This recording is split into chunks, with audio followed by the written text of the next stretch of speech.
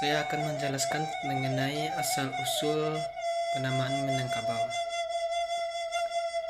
Asal mula nama Minangkabau.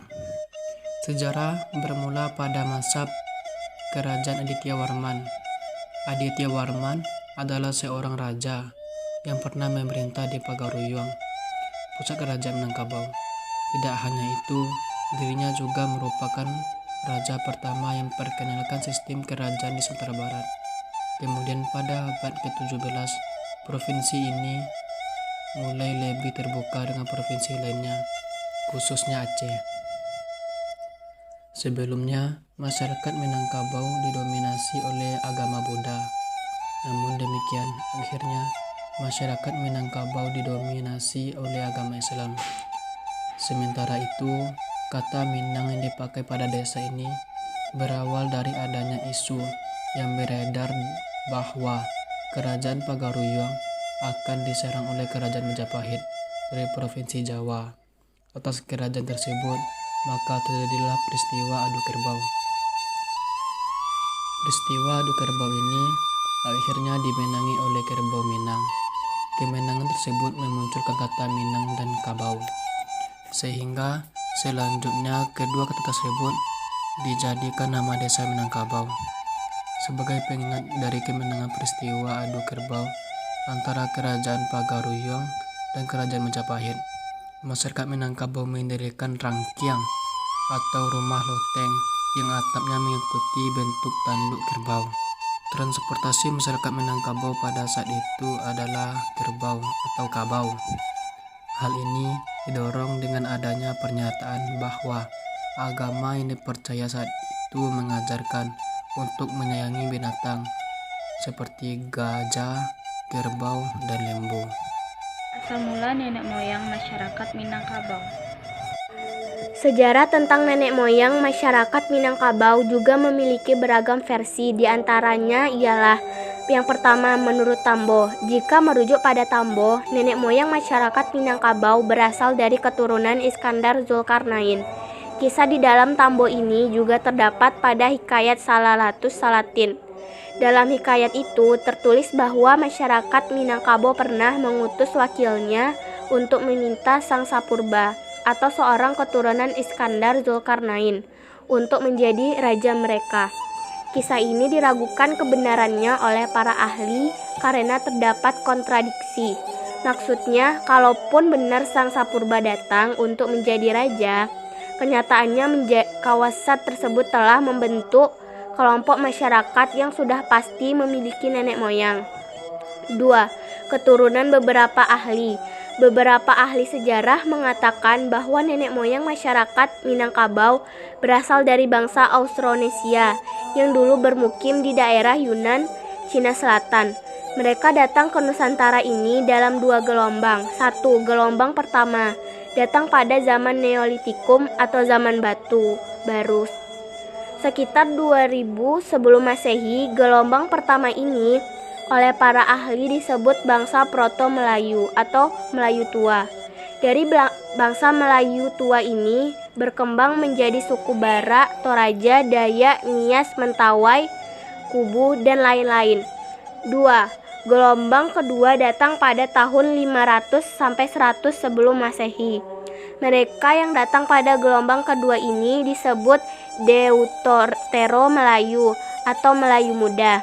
Dari bangsa Melayu Muda ini berkembang menjadi suku Minangkabau, Jawa, Makassar, Bugis, dan lain-lain. Agama yang ada di Minangkabau. Saat ini, mayoritas agama masyarakat Minangkabau adalah Islam. Sebelum itu, mereka diyakini memeluk agama Buddha Hindu karena pengaruh dari kerajaan Sriwijaya. Masuknya agama Islam ke kawasan tersebut diperkirakan melalui pesisir timur. Agama Islam diyakini sudah memasuki Minangkabau pada abad ke-7, yaitu dengan adanya perkampungan orang Arab di Pariaman. Kemudian pada saat itu hanya sebagian kecil saja orang Minang yang menganut agama Islam. Sebagian besar masih menganut kepercayaan animisme, dinanisme, atau Hindu Buddha. Agama Islam baru menjadi agama resmi orang Minangkabau setelah Sultan Alif memeluk agama Islam. Sejak itu agama Islam ditetapkan sebagai agama kerajaan dan semua orang Minangkabau kemudian menjadi penganut Islam. Orang Minangkabau yang tidak menganut agama Islam sejak saat itu dianggap merupakan suatu penyimpangan, tidak lagi dianggap sebagai orang Minangkabau. Dalam sejarahnya, masyarakat Minang pernah mengalami perang saudara. Hal ini dipicu oleh konflik antara ulama dan pengikutnya yang bersikeras menerapkan hukum Islam dengan para kaum adat. Perang tersebut kemudian dikenal dengan Perang Padri. Perang Padri adalah perang saudara pertama di Asia Tenggara yang dipicu oleh konflik agama.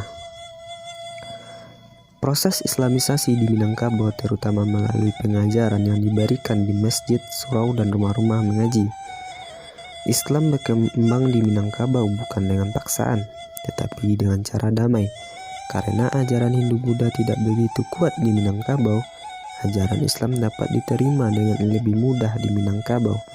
Sehingga setelah Islam masuk, ajaran Hindu-Buddha menjadi hampir tak berbekas.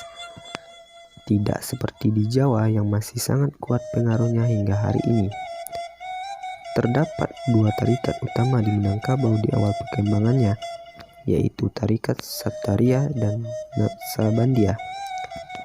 Tarikat Sataria berpusat di Ulakan yang diajarkan oleh Syekh Burhanuddin yang menerimanya dari Syekh Abdul Rauf di Aceh, yang menerimanya pula dari Syekh Ahmad Kusasi di Madinah.